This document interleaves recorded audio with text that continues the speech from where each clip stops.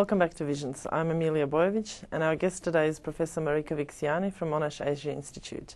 Professor, we talked about the importance of universities for the work that you do, and judging by, unfortunately in today's world, how much something is valued is pretty much indicated by the funding that receives, and we see perpetually that universities remain seriously underfunded, even though we say that they are valued and that they're very important.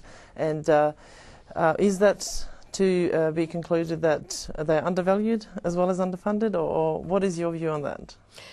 Well, the situation in Australia is rather odd, because while our research is seriously underfunded, at the same time we've become an export industry.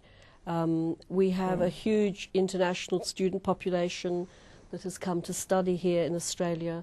So at the undergraduate level and for coursework, say in the state of Victoria, earnings from these educational activities outstrip any other export item, whether it's wheat or wool. All those things that used to dominate our economy are no longer true. They're dominated by educational exports. So how is it possible for the universities to be suffering so terribly when it comes to research? And I think the answer is that we really haven't had the political leadership at the federal level or at the state level that recognises the importance of tertiary education in a post-industrial world. We have a huge job to do to turn that around. Now, in the sciences, a great deal of progress has been made, because in science, say medicine and engineering, academics have learnt how to commercialise their knowledge. In our area, that is the area I work in, social sciences and humanities, we have a huge distance to go. We're going to have to, as academic professionals, simply put a higher value on ourselves.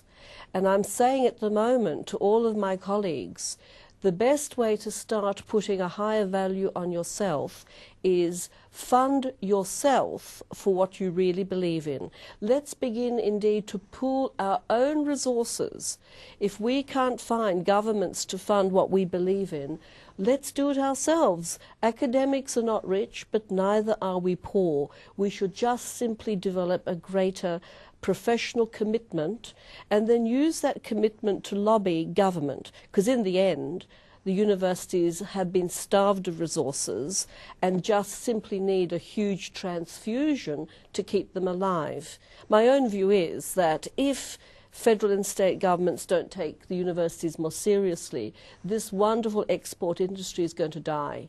Already, our colleagues in Malaysia, for example, have got fantastic air-conditioned buildings of a kind that we couldn't possibly imagine.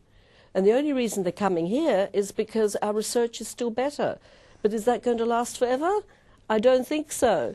So, you know, if we really do believe in tertiary education, either as an industry or because we love research, we're going to have to invest in it. And is there anything that you can do, or part of your institute that you can do to lobby the government to help more, or to prove, I don't know what more you can prove, to show that your work is so significant, but is there anything that you can do perhaps to show the government how significant you really are and how you can actually contribute and perhaps maybe even work with them on this Southeast Asian or Asian engagement? Or anything like that, that also proves that what you do is significant for them as well? Yes, and in the past we perhaps have been a bit better at working as a lobby group. Now I think there has been a new realization that we do have to organize ourselves, and we have to demonstrate the pragmatic results of our research input and our knowledge and our connections in the region, and that is, you know, it's starting to happen, but we have to take the initiative. And that initiative will include, I believe, things like not making ourselves so cheap. There seems to be a view in the business world and in government that if you quickly want a cross-cultural briefing, let's say on how to do business in India, oh, just ring up this well-known academic at the Monash Age Institute and she will happily come along for next to nothing. And basically, I've put up my own price and I've encouraged all of my colleagues to do likewise.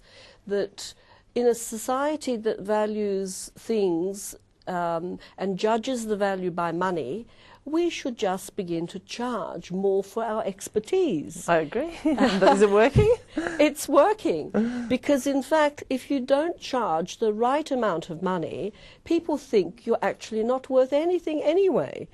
So whether you're putting in for a consultancy or whether you are doing a cross-cultural briefing or a government report, the essential lesson is put in a real cost estimate and value yourself in a way that simply hasn't happened in the past.